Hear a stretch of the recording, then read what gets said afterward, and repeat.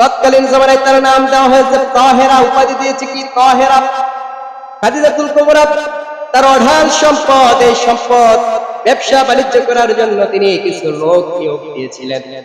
আরবের মধ্যে গরিব, বিশ্বস্ত, বুদ্ধিমান ব্যক্তিদেরকে দিয়ে খাদিজাতুল কুবরা রাদিয়াল্লাহু তাআলা আনহা তিনি ব্যবসার মাল তোলা ব্যবসায়িক ভাবে তাদেরকে দিয়ে ব্যবসা করাতেন। আর ব্যবসার লাভ অংশ থেকে তাদের কিছু অংশ প্রদান করতেন। এভাবে খাদিজাতুল কুবরা ওই সময় ব্যবসা বাণিজ্য করত। অন্যদিকে আমাদের নবী মুহাম্মদুর রাসূলুল্লাহ সাল্লাল্লাহু আলাইহি ওয়াসাল্লাম তৎকালীন জামানায় আরবের লোকদের মাঝে রাসূলের প্রসিদ্ধি লাভ হয়, মুহাম্মদের নাম আল আমিন নামে প্রসিদ্ধি লাভ করে।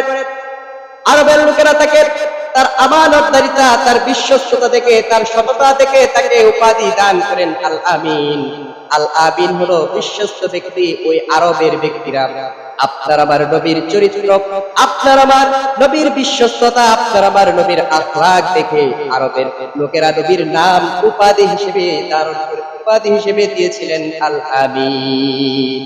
উপাধি দিয়ে দিলেন আল আমিন, রাসূলের উপাধি আল আমিন। আর এই আল আমিন বিশ্বস্ততার উপাধি। রাসূল যে বিশ্বস্ত ব্যক্তি এবং আমানতদার, এই কথা খাদিজার অজানা ছিল না। খাদিজা তখন ভাবলেন, রাসূলকে যদি আমার ব্যবসার দায়িত্ব দেওয়া যায় তাহলে আমার ব্যবসা নিরাপদ থাকবে। তাই মুহাম্মদুর রাসূলুল্লাহ সাল্লাল্লাহু আলাইহি ওয়াসাল্লাম তিনি আপনার আমার নবীকে প্রস্তাবনা দিলেন, ও মুহাম্মদ, তুমি যদি আমার ব্যবসার দায়িত্ব ভার গ্রহণ করো, আমার ব্যবসায়িক মাল নিয়ে তুমি ব্যবসা করো, আমি তোমাকে এই ব্যবসার লাভ অংশ থেকে এমন লাভ অংশ দিব, আমি যেমন অন্যদেরকে যেই লাভ অংশ দিতাম ওই লাভ অংশের চাইতে দ্বিগুণ লাভ অংশ তোমাকে আমি প্রদান করব। তখন নবী করিম সাল্লাল্লাহু আলাইহি ওয়াসাল্লাম ছিলেন অত্যন্ত বুদ্ধিমান ও সৎ লোক। তাই রাসূল সাল্লাল্লাহু আলাইহি ওয়াসাল্লাম তার সাহসিকতার প্রমাণে তিনি সাহসিকতার প্রমাণ দিয়ে খাদিজাতুল কুবরা রাদিয়াল্লাহু তাআলা আনহার প্রস্তাব গ্রহণ করে নিলেন। আর প্রস্তাব গ্রহণ করে নেওয়ার সঙ্গে সঙ্গে খাদিজাতুল কুবরার মাল নিয়ে তিনি সিরিয়ার উদ্দেশ্যে রওনা হয়ে গেলেন। আর মুহাম্মদুর রাসূলুল্লাহর সাথে খাদিজার একজন গোলাম ছিল, যার নাম হলো মাইসারা। ওই মাইসারাকে খাদিজাতুল কুবরা রাদিয়াল্লাহু তাআলা আনহা রাসূলের সাথে দিয়ে দিলেন। আর মাইসারার ব্যাপারে বলা হয়, মাইসারা হলো খাদিজার চোখ। অর্থাৎ মাইসারা এতটা আমানতদার, এতটা বিশ্বস্ত যে মাইসারা খাদিজার সমস্ত সম্পদগুলা দেখে শুনে রাখতেন। ওই মাইসারাকে আল্লাহ রাসূলের সাথে প্রেরণ করে দিলেন। আল্লাহ রাসূল মাইসারাকে নিয়ে সে সিরিয়ার উদ্দেশ্যে চলে গেলেন। পথিমধ্যে রাসূল একটি গাছের ছায়ার নিচে আশ্রয় প্রদান করলেন, সেখানে একটি বিশ্রামের জন্য তিনি ঘুমালেন। আর একটি ইহুদি পাদ্রী এসে রাস্তার সামনে দিয়ে যাচ্ছে আর বলতেছে, ও মাইসারা। ইহুদি পাদ্রী ওই মাইসারাকে আগে থেকে চিনত। ইহুদির নাম ছিল নাস্তুরা। নাস্তুরা নামক পাদ্রী মাইসারাকে আগে থেকে থাকতেই চিনত। তিনি বললেন, ও মাইসারা, তোমার সাথে এই যুবককে দেখা যায়, যুবকটাকে? মাইসারা বলল, ইনি হলেন কুরাইশ বংশের যুবক, তার বাড়ি হলো হেরাম শরীফে। তখন মাইসারাকে ওই পাদ্রী বলেন, ও মাইসারা, আজ পর্যন্ত এই গাছের নিচে যত মানুষ বিশ্রাম নিয়েছে, নবী ছাড়া আর কেউ এই গাছের নিচে বিশ্রাম গ্রহণ করে নাই। অর্থাৎ এই ব্যক্তিটা ভবিষ্যতে নবী হবে, আখির জামানার। এই ব্যক্তিটার ভবিষ্যতে আখির জামানার কি হবে? নবী হবে। রাসূলের ব্যাপারে পূর্বে সুসংবাদ দিয়ে দিলেন মাইসারাকে ওই পাদ্রী। কারণ মাইসারা ইহুদিদের বড় পণ্ডিত ছিলেন। তাওরাত জাবুরের মধ্যে রাসূলের অবয়ব, রাসূলের দেহের আকার আকৃতি সবকিছু বর্ণনা করা হয়েছিল। আর ওই ইহুদি পাদ্রী জানতেন যত নবী আসতো সব নবী এই গাছের নিচে ছায়া আশ্রয় গ্রহণ করত। এজন্য এই পাদ্রী এ ব্যাপারে তাকে সংবাদ দিতে পেরেছে। যাই হোক, নবী করিম সাল্লাল্লাহু আলাইহি ওয়াসাল্লাম ব্যবসার মাল নিয়ে তিনি সিরিয়ায় চলে গেলেন। আর সিরিয়ায় গিয়ে ব্যবসা করলেন। ওখানে ব্যবসার সব মাল বিক্রি করার পর রাসূল সাল্লাল্লাহু আলাইহি ওয়াসাল্লাম মক্কার জন্য আরো কিছু মাল ক্রয় করে মক্কাতে তিনি ফিরে আসলেন। পথিমধ্যে মাইসারা দেখলো রাসূল উটের মধ্যে সওয়ারি করে হাঁটতেছে, উট চলতেছে আর রাসূল উটের উপর সওয়ার করে বসে আছে। পথিমধ্যে আসমান থেকে সূর্যের আলোকে আলো থেকে রাসূলকে বাঁচানোর জন্য আসমানের মেঘগুলো যেন রাসূলকে ছায়া প্রদান করছে। মাইসারা পুরা রাস্তা যতক্ষণ না অতিক্রম করেছে, যতক্ষণ রোদ্রের আলো ছিল, ততক্ষণ মাইসারা বলেন নবীজির মাথার উপর আসমান থেকে মেঘ এসে ছায়া প্রদান করেছিল। মাইসারার এই সব বিষয়গুলো তিনি পর্যবেক্ষণ করলেন, তিনি সব কিছু দেখলেন। এরপরে খাদিজার কাছে আসলেন নবীজি। খাদিজাকে ওই সিরিয়া থেকে ক্রয়কৃত মালগুলো এনে দিলেন। খাদিজা ওই মক্কার মধ্যে রাসূলের ক্রয়কৃত মালগুলো বিক্রি করার পর ওখান থেকে অনেক লাভ তিনি পাইলেন। এরপরে মাইসারাকে খাদিজা বলেন, ও মাইসারা, তোমাকে যে আমি মুহাম্মদের ব্যাপারে বলেছিলাম, তুমি দেখবে মুহাম্মদ কি করে আমাকে সব কিছু বলবে। এখন আমাকে বলো মুহাম্মদের ওইখানে যাওয়ার পর কেমন অবস্থা দেখেছো? মাইসারা বলেন, ও খাদিজা, আমি যখন মুহাম্মদের কাছে সিরিয়ায় সফর করি তখন প্রতিমধ্যে একজন পাদ্রী আমাকে মুহাম্মদের ব্যাপারে এই সুসংবাদ দিয়েছে। আবার তিনি বলেন, আমি যখন তার সাথে সফর করতেছিলাম আর আমরা মরুভূমি দিয়ে চলছি, তখন তাকে মেঘ এসে রোদ্রের আলো থেকে ছায়া প্রদান করছে। এই কথাগুলো শোনার পর খাদিজাতুল কুবরা আশ্চর্যান্বিত হয়ে গেলেন। আবার রাসূলের দ্বারা খাদিজার ব্যবসার মধ্যে এত বরকত, এগুলো দেখে তিনি অবাক হয়ে গেলেন। তাই তিনি রাসূলকে অটোমেটিকলি খাদিজার অন্তরে রাসূলের প্রতি একটা আলাদা মহব্বত সৃষ্টি হয়ে গেল। অটোমেটিক খাদিজার অন্তরে রাসূলের প্রতি একটা মায়া জন্মিয়ে গেল।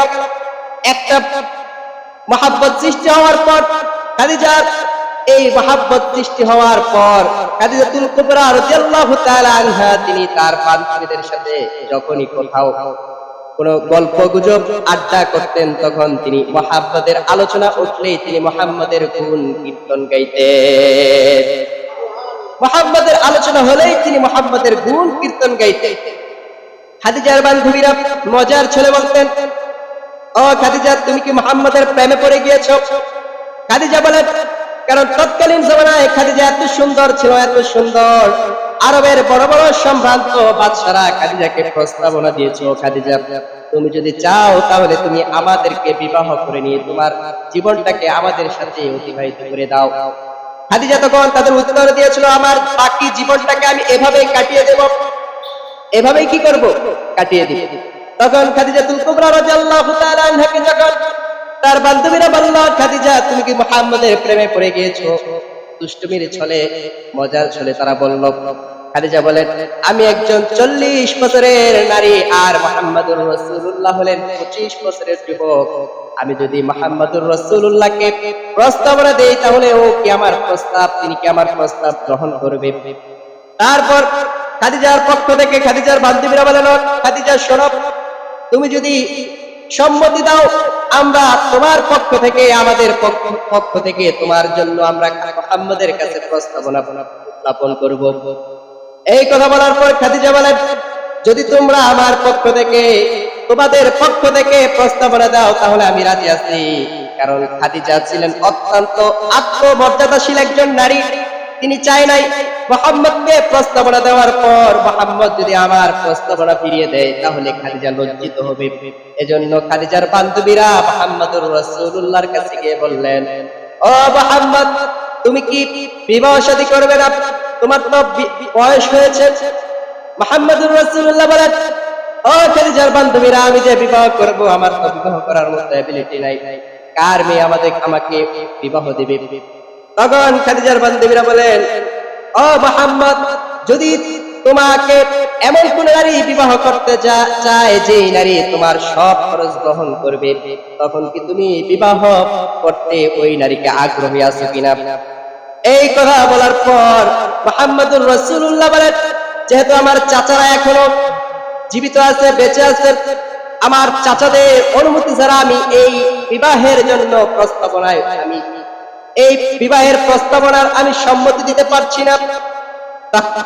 তখন মুহাম্মদুর রাসূলুল্লাহ সাল্লাল্লাহু আলাইহি ওয়াসাল্লাম তিনি তার চাচাদের কাছে গিয়ে যখন এই সংবাদ দিলেন, তার চাচাদের মধ্য থেকে হামজা রাদিয়াল্লাহু তাআলা আনহু তিনি খাদিজার ফ্যামিলির সাথে কথা বলে তাদের মধ্যে বিবাহ বন্ধনের একটা ব্যবস্থা করে দিলেন।